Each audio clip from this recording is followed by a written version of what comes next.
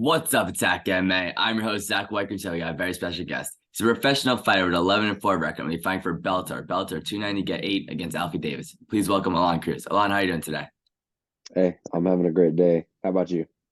I'm doing good. Such love to hear. And before we talk about the fight, I kind of like to get to the people, the audience, a little way to get to know you. So, when did you originally get into MMA? How long ago? Yeah, how long and how did you get into it? Yeah, so I will be 34 this year, and I started training when I was like 15. So it's been like 18 years. I actually started wrestling in high school because I tried out for my high school baseball team, and I didn't make it, which is funny because I was really good at baseball. Like I was on the all-star team all the time, played travel ball, etc. And the thing is, at the time when I was going to try out for my freshman year at my high school, I got into skateboarding and I really wasn't like focused on baseball. So I was just skateboarding, I had skate practice. So I really wasn't in like great shape. And the first tryout day was not even playing baseball, it was doing pole sprints on the field. And I did pole sprints and I was so tired I threw up and I got cut the very first day. And I was pretty mad because I was like, man, I was like, y'all didn't even watch me like feel the ball or Yeah. hit the ball because I was like really good. And unfortunately, my a lot of my friends got into the winter ball before tryouts, so they were already playing. Like they had been playing, so they never really got out of shape. I didn't get to play winter ball over at the high school, so I kind of just went from like it was like a whole summer semester, whatever you want to call it, until that point. So once I didn't get on the baseball team, my friend was like, "Hey man, you want to come try out wrestling?" And I was like, "You mean that gay stuff where they wear like the tights and they grab each other?" And he was like, "Everybody's like, it's not gay." And I was like, "All right." I was like, "I'll try it." And yeah, I tried it and I loved it. And then at our school, it's very basketball, football, volleyball heavy. Yeah. The wrestling team was an afterthought. So we didn't have a lot of funding. So there was no wrestling club during the off season. So you kind of had to do your own thing. And so I told my mom, I was like, hey, I was like, can you sign me up for a martial arts gym? Well, one of my friends who went to high school with me, he was actually already a pro fighter at 16. He was already 1-1, which is crazy, Yeah. which means his parents had to like sign off for him to fight. And so I kind of like looked up to him as far as like, martial arts and stuff. And I watched my first MMA fight, which was Tito Ortiz versus Ken Shamrock. And I was like, can you just sign me up for like an MMA gym? And it turned out to be a Tiger Schulman's. And Tiger Schulman's at the time was still TSK, so it was Tiger Schulman's karate, but they were transitioning into an MMA gym. So they did grappling, they had kickboxing and MMA and stuff. And I fell in love with that too. So then I would wrestle. And then right after wrestling, I would go to TSK and I would do grappling or whatever was going on that night. And that was pretty much the beginning of everything. And I haven't stopped training since then. That was when I was 15. So, you know, that's pretty much the beginning. Yeah, that's kind of crazy. And do you think if you got on that baseball team that you would never started wrestling and then never got into MMA? 100%. Yeah. I don't think I would have. Eh, well, I shouldn't say 100% because like I said, I had already known my friend that was Yeah. fighting and I was already interested and like I had sparred with him like one time and he beat me up pretty good. Uh, he was still merciful about it, but I probably would have still been like a little inquisitive. Maybe I would have like trained like jujitsu and stuff. But if I was Mhm. taking baseball seriously and really trying to like get like, into a college, off of baseball and stuff like that, then I probably definitely wouldn't have like gone all in into it. So I don't really think I would have because I definitely wouldn't have wrestled in high school. So Yeah. Shows you kind of like everything happens for a reason. And I yeah. also wrestled in high school, and I know I had a bunch of great memories. So, what are some of your like favorite memories from your time wrestling? Um Man, I mean, wrestling was like it was with a bunch of young boys, it was like, we're always doing some wild stuff. I mean, I remember one time, uh so I was already doing jujitsu, right, at Tiger Schulman's, and I want to say this is probably like my junior year or senior year. And I don't even know. I think I was just messing around. And one of the so we had there was like a golf cart that was sitting in the inside of the wrestling room. It was in this bay, this like outdoor warehouse area Yeah. at the school. And one of the kids was sitting in the back of the golf cart, and I walked up behind him and I put him in rear naked choke and I put him to sleep. It's just because that's what kids do when they're that age, and you know how to do this. And so I put him to sleep, and I remember when he woke up, he like started crying, and he was like one of the underclassmen. He was like his freshman Yeah. year. And I was like, yo, I was like, be quiet. I was like, shut up, bro. Coach is coming back. I was like, relax. And he was like, he was crying. And so the next day, him and his friend, his other freshman friend, came up to me like, yo, they were like, can you put me to the other friend was like, can you put me to sleep too? And I was like, bro, I was like, get the fuck out of here. Like, then they wanted to like be put to sleep. And at that point it kind of took away the fun. The fun for Yeah. me, I guess, was putting him to sleep when he wasn't ready for it. So that was one interesting memory that I definitely never forgot. Definitely. And I know earlier you mentioned that your first fight you saw was Tito Ortiz. Was there anyone else that you looked up to and watched when you're first getting into the sport? Jose Aldo. Jose Aldo was Yeah. he still is I mean, it's like Jose Aldo and Anderson are like almost interchangeable. But Jose was like first. Like I watched all his like there was like a certain there was this one highlight video on YouTube. They got rid of it, I think, because of the music. It was a Nas song, Made You Look. I think it Yeah. probably got copyrighted, but it was called Opportunist. And it was just a highlight video of Jose Aldo. And I used to watch that highlight video every single morning, while I was in camp, when I was training, because it used to hype me up like a lot. And a lot of my like I tried to like, fight like him. Like I wanted to like, move like he did. Like I even like my pro debut, um, he had these pair of Venom shorts that he wore when he fought Kenny Florian, I think. And he had cut so like there were like the shorts, and then there was like inner shorts that hung lower, and he had cut them out so they were like shorter. And I did the exact same thing. So I was like, I want to be like Jose Aldo. So my pro debut, that's the only time I've ever worn Venom shorts, was the exact ones that he wore when he fought Kenny Florian. Um, it was either and it was between that video and there was another video that it was a Fedor highlight that I used to watch every morning. Like I said, like highlight videos used to get me super hyped in the morning, especially when I was tired, you're sore. I'd watch it, like, nah, man, like we need to get back up here and get out there. Like, Jose Aldo was doing jujitsu in the streets on the sidewalk, and now look at where he's at. He's in the Hall of Fame, and he's got his business in Brazil, and he's making money and he's living a good life. So Jose Aldo for sure was like, he was the number one. Definitely, man. Two great choices.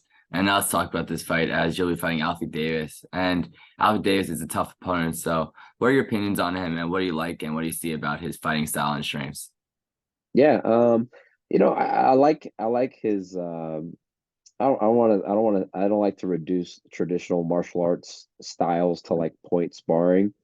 Because Michael Venom Page is not a point spar. Like he's gonna Yeah. finish you, but that's the origins of like where his art came from, right? So Alfie has that same style. I'm pretty sure he trains with MVP Yeah. over there in the UK. Mhm. So he's getting these, different looks. He's got different kicks. The way he moves is different. But I mean, when I started at Tiger Schulman's, like I pretty much got to a black belt level in karate under them. My previous coach, Dan Hurtado, he also was a black belt in Taekwondo. So like, and then he used to do capoeira as well. So a lot of like, I have a lot of traditional kicks that I throw as well. Like if you ever watch any of my fights, I throw spinning back kicks, spinning hook kicks. I have to throw, different things as well. So it's not like, but I'm also not gonna go out there and like point spar with him. I mean, maybe you'll see me bounce and mess with him a little bit and do some point sparring. But for the most part, I like that aspect of his fighting. Um, I think he's really good at piecing people up when they get a little too aggressive and they come straight at him, because he moves side to side so well. He plays the cage very well. He's quick. He's athletic. Um, and yeah, I mean, he was ranked number 9 when he lost to Alexander Shabley, who's Mhm. currently ranked number 1 in the Yeah. division. Then he had a draw against Tim Wild, which technically he lost that fight because he had a point Yeah. taken in that fight. Tim had a point taken. Uh, and then he won against Guti, which Guti pretty much was like the perfect style for Alfie because all Guti did was just run straight forward into him and try to take his head off the whole time, which you can't do that with someone who's well versed in moving side to side and back. Like that's if you watch my older fights, that's exactly how I used to fight. I used to fight just like him. I'd play the cage. I was very evasive, side to side. I usually wasn't the one moving forward. Like if you watch the Contender Series fight against Stephen Wynn, it's pretty much the same thing. Steven's coming forward the whole time. I'm pretty much fighting backwards the entire time. So I understand the strengths of his style and that style that he fights, and I understand the weaknesses as well. So it's a great matchup, especially with my style having now changed because I guess I fight more forward now and I take the center and I'm a little more aggressive as well. That's just kudos to my newest coach Vince McGinnis. Not that I know how to fight backwards and forwards now, but more so we push the pace forward, and I think it's gonna make for an interesting fight. Whether it's on the stand up, whether it's on the ground, I just think it's gonna be an exciting fight. I don't think I've ever been in a boring fight that I can think of. So Definitely. And with that skill set, Alfie's also known for that axe kick. So, what are your opinions on that whole movie has, and how do you plan on neutralizing and avoiding it during the fight? I mean, it's not really like I don't really think it's about neutralizing it because he's gonna throw it, I'm sure, at some point, right? It's just gonna be reading it, like seeing it, whether I'm within distance of it. So this is where me and Alfie are very similar, right? I have a flying knee highlight knockout, right? I'm sure everybody, when they're about to fight me, they think in the back of their mind, oh, he has this flying knee. And then when they get interviewed, I'm sure they're like, what are you going to do about that flying knee? Like, what if he does it, Yeah. whatever. And it's vice versa. He has this, viral axe kick knockout. It's the same thing. What are you going to do about that? It's like, I, you can't really like, yeah, I have people throwing axe kicks at me sometimes and like, but I'm just doing my thing. It's not really like trying to be concerned too much about what he's gonna do. It's more so just if I'm doing the things that I need to do and I am where I need to be in the correct positions and the correct distances, then we should be okay. Um, what's funny about the axe kick is I was driving home from the gym one day and I was listening to um who was on the podcast. It was on JRE and it was I can't remember who it was. It was somebody they were talking about one of their fighters. Oh, it was Matt Serra, I think, and he was talking about Frivola. That's my boy, Steamroller. Shout out. And I think he Joe brought up how he liked this one axe kick that he saw, this knockout, and he didn't know who it was. And he had Jamie look it up, and I was like, don't say Alfie, don't say Alfie. And then he goes, what's this young fella's name? He goes, Alfie Davis. And I was like, wow. I was like, what are the odds that Yeah. I'm fighting? And he mentions him on Jerry. So it was pretty funny. I was like, he's like, does he have a fight coming up? I was like, say my name. Like, say my name a lot. He never said it though. So, Uh, so I thought that was kind of funny. yeah, for sure. And with that in consideration, with his skill set in consideration, stylistically, how do you see his fight playing out? Um, man, I don't know. I don't know because I usually, for the longest time, I was just talking to my friend on the phone actually before I was talking with you, how most of the time going into fights, I don't really have game plans. Usually the game plan is if it's working in the striking, I'm gonna keep striking. If it's not, or if I see like an open takedown that I feel like I want to take, I can take it. Or if things aren't going well in the striking, then let's look for a takedown. But now, being 3 fights past that old mentality, yeah, my coach and I do have our game plans. Um, but they're kind of all over the place. It's not like, we have plan A, plan B, plan C. It's not like, hey, we're gonna go out there and, just strike with them the whole time, or hey, let's get out there and take him down immediately. It just kind of, you got to feel where the fight's going to go, right? You can only game plan so much, but it's like Mike Tyson always says, everybody has a game plan so you get hit in the face, right? We go out there and I'm moving, and maybe I see something or I feel something different, and I'm like, you know what? This isn't here. This isn't going to work. Or I need to change. I need to deviate from the game plan a little bit to adjust to what's going on right now. So I don't know. I just think it's gonna either way. I don't know how it's gonna go, but I just know it's gonna be an exciting fight, and God willing, it'll be me with my hands raised. Definitely. And you just said, it's gonna be an exciting fight. Earlier you said you're not really in any boring fights. So do you pride yourself on the fact that you're always able to put on an entertaining fight for the fans? For sure. Because I'm always looking to finish. I think that's the main reason I'm not in a boring fight is because I'm not looking to be in there and just like really point people out. Um, if I'm on top of you and I'm in the guard, best believe I'm trying to like knock you out. I'm trying to cut you. I'm trying to stand up, pass.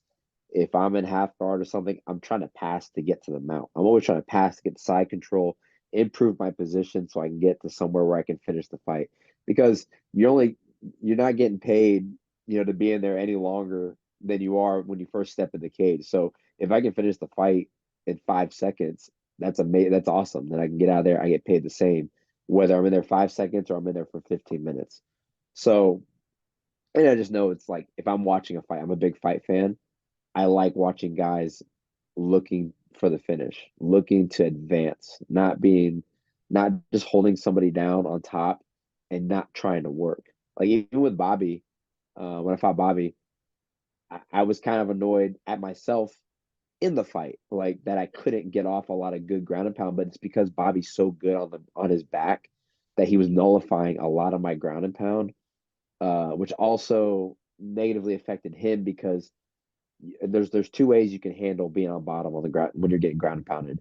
One, you can either priority on getting up and wrestling up, which you're probably going to take some damage. You're going to take some shots because you're prioritizing getting up. Or two, you don't prioritize getting up. You prioritize not taking damage, which doesn't allow you to get up as easily. And Bobby prioritized not taking damage, so it doesn't allow me to do the ground and pound that I would like to do.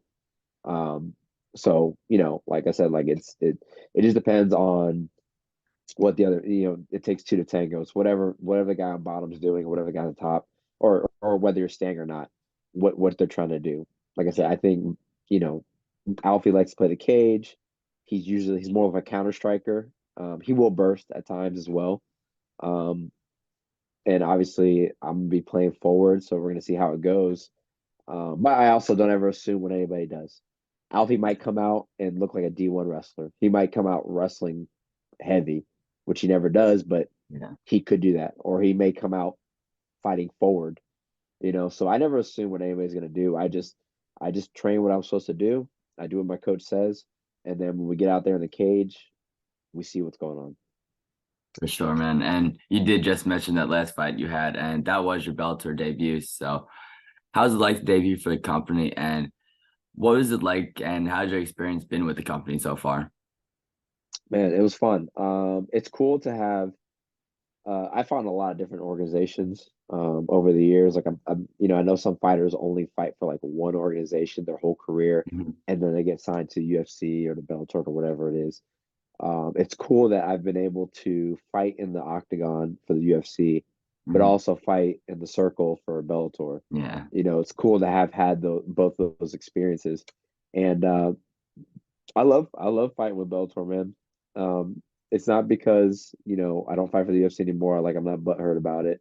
Like it is what it is. I'm with Bellator now. But it just really feels like a family. It's like I tell people like it's a major organization, but it feels like it's run like a regional show.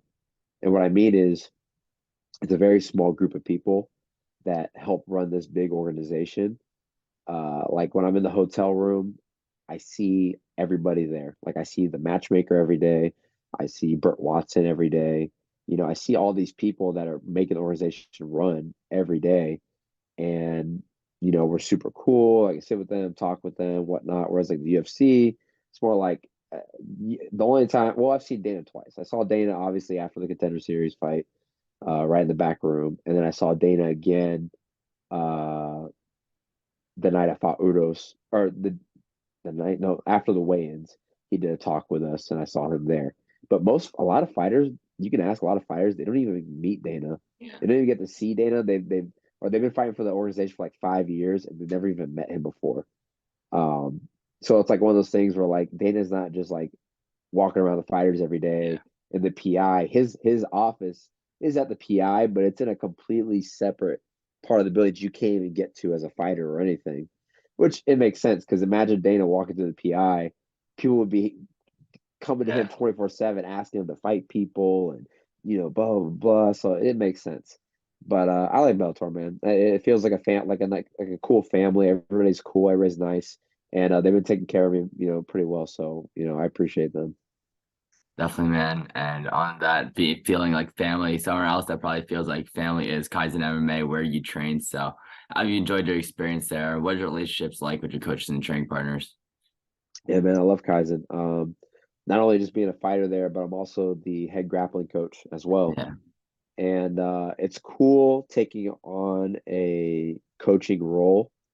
Um, it's improved my grappling game a lot because, whereas you do a lot of things that like if I'm just grappling, let's say I wasn't a coach, I'm just grappling, and someone asked me like, "Hey, how did you do this move or whatever it was?"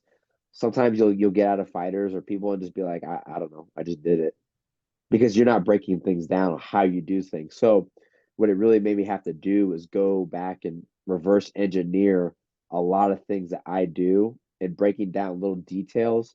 And then I remember things that I learned when I was like 18, and I'm like, oh, damn, I forgot about this small detail. Then so when I'm teaching it, I'm repping it and I'm repping, I'm doing these things. So my grappling's gotten way better just from coaching people a lot, in general, just because I have to like rep these things and know uh, know how these moves work and reverse engineer them. And then as a team, like, it's great, man. Like a lot of the young guys, obviously they look up to me. And it's cool to have them in there and, see like them being at the beginnings of their career as amateurs and progressing their way up. And that, when I get a win, it motivates them. Obviously, it motivates me when they win as well. Um, and then my head coach Vince McGinnis, he's the owner or one of the owners, and he runs the Bay Muay Thai program. He's a black belt under Dwayne Ludwig in Bay Muay Thai. He's super obsessed about the game of MMA and striking everything in general.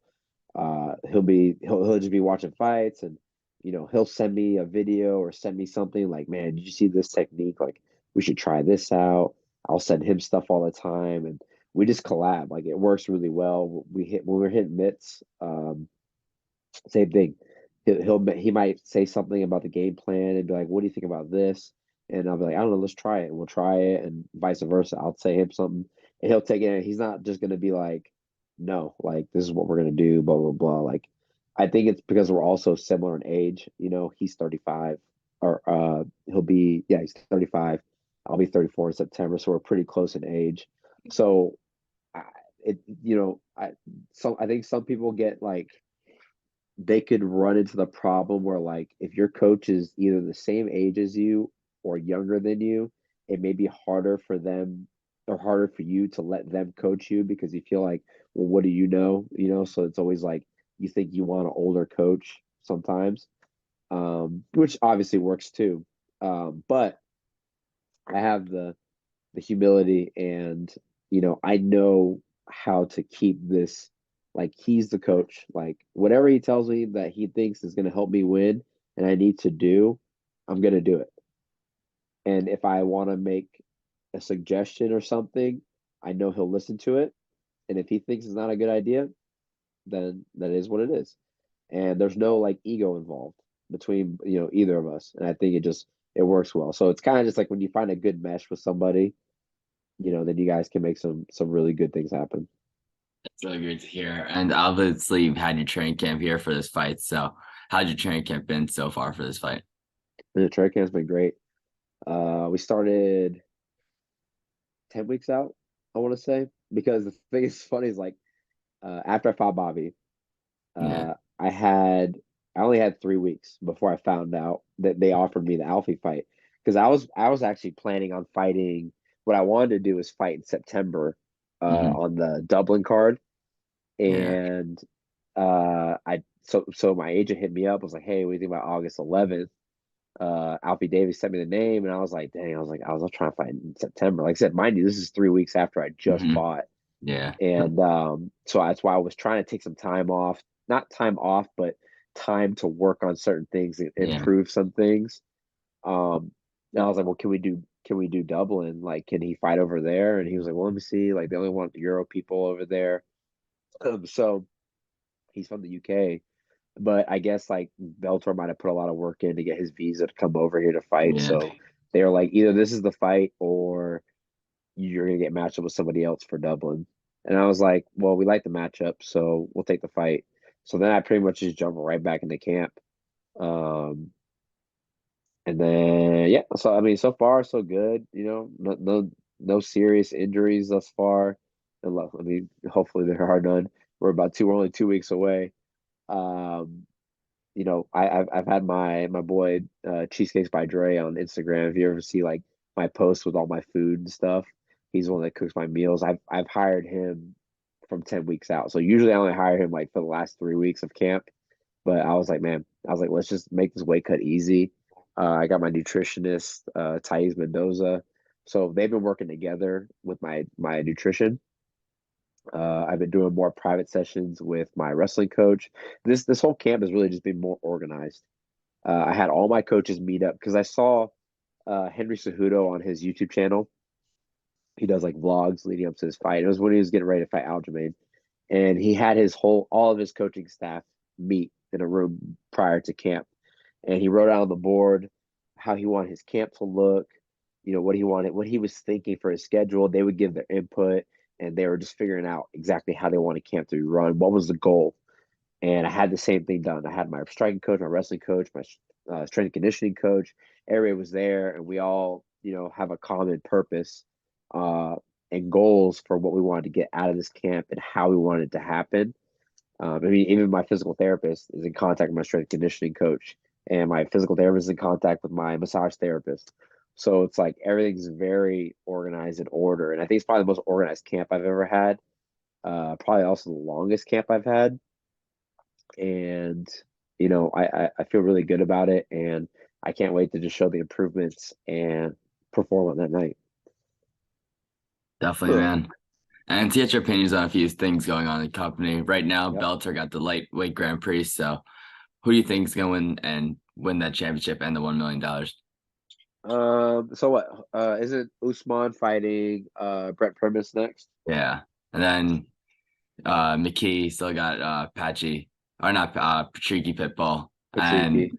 then he versus Shabli or whoever wins that versus Shabli. Yeah, man. I don't know. I mean, I mean, Shabli. So how does that work? If Shabli loses, does he lose his belt like prior to the championship, or does Or the Usman has the tournament have belt. nothing to do? Or Usman, my bad. If Yeah, if Usman loses the yeah belt, does he lose his belt? yeah if Usman loses, every fight he has is a title fight. Oh, that's crazy. Yeah, Um, I mean, that's dope that he's getting a lot of fights, but that's pretty wild putting the belt on the line like that. But I mean, gangster. Man, I mean, Shabli, like, it's funny. I think he's gonna. Who's Shabli fighting again? he's gonna verse the winner of AJ McKee and Pitbull. Man.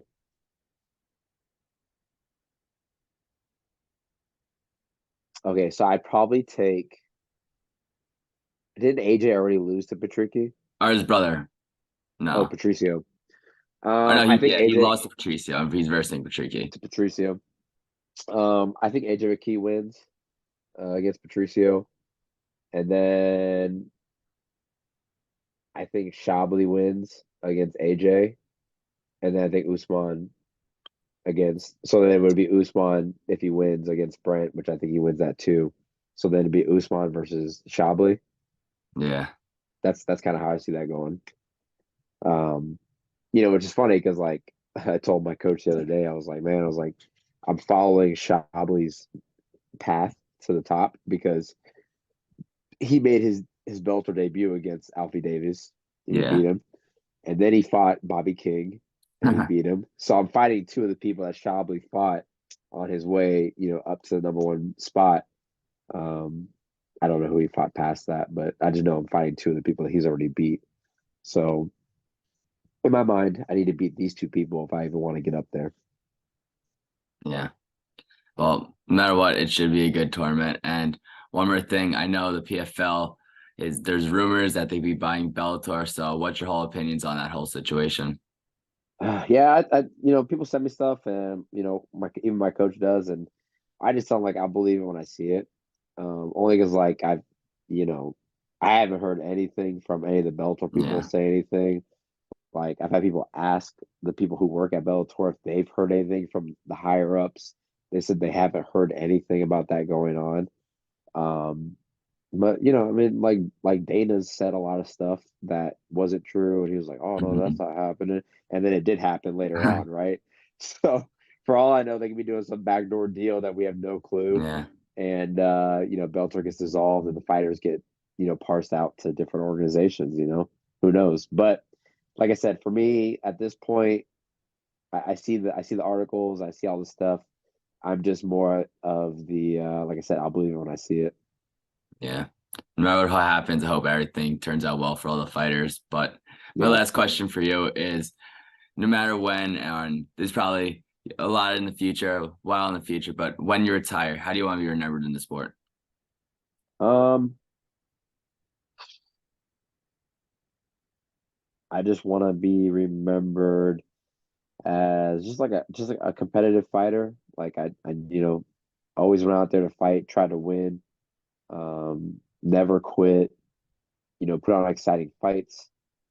Uh, didn't have to like sell out. And when I mean sell out, and I'm not even mad at people who I shouldn't even say sell out. People who had to like put on a fake persona to get to where they're at. Like be the like Kobe Covington or whatever. I love Kobe. I think Kobe's awesome. And I hear he's like the nicest dude to everybody Mhm. in real life. But I could never take a heel position like that or play up to some gimmick. One of the best pieces of advice I got from I don't even know who it was. It was years ago. As far as like building up your brand, essentially, without having to like change your whole persona is whatever your natural qualities are like as of now, like your personality traits when you're on social media or when you're fighting and stuff like that, doing your post fight interviews and whatnot, just play up to those qualities just a little more. So like for me, I'm super into guns, I'm super into anime. Like I post like videos of anime stuff all the time. Like I don't mind doing some goofy anime stuff or like mentioning that I like to watch, My Mhm. Hero or something like that, or talk about guns and shooting on the range and whatnot. Like, just play up the qualities that are real. Like, because it would be kind of BS if I said like if I really wasn't into guns and I'm like, oh yeah, I like to shoot guns and I got my AR and all stuff like that, and then we go to the range and I have no clue what I'm talking about, and now you're getting called out for what you're not really about. So for me, it's more just like being really who you are and just enjoying, fighting and like I said, just people hopefully just enjoy watching my fights and can take something from them, and then it'll be pretty cool for like my kids and like my grandkids to watch later on and be like, oh damn, like dad or grandpa used to do that, like that's crazy. you know For sure, man. Great way to look at it. And before we get out of here, is there anything you want to plug? Yeah, man, I got a few sponsors. Angry Elephant Tattoos, Gina Beth Farmer. They've been behind me for a long time, and Gene will definitely be out there on fight night. I'm sure he'll be a front row. He's always on the front row. Um, Amp Ampere EV. They're a company that like takes your car that's like a gas car, and they'll basically convert it into like an electric vehicle style. They're fairly new to my team. Crucial Colors, my boy George. He's an local auto body shop in Tampa. you're in anything, go to him. Bayshore Fit, that's where I do my strength and conditioning over at with Coach Freddie, Coach Frederick Sadler. Suka Inc. Club. They allow my massage therapist to do her work out of there. Gladys, LMT on Instagram. Oh, shout out to my teams, Team Def War, Team Kaizen, uh, MG Wrestling, Mahmoud Goma, that's my head wrestling coach. He wrestled on the Egyptian national team for Greco. Um, I think that's it. If I forgot anybody, I'm sorry. I don't have a list with me in front of me. But you guys, everybody knows, I love y'all. Definitely, man. Once again, thank you for coming on. It was a pleasure. I wish you the best of luck in your next fight. Folks, that'll be all for today. Until next time. Peace.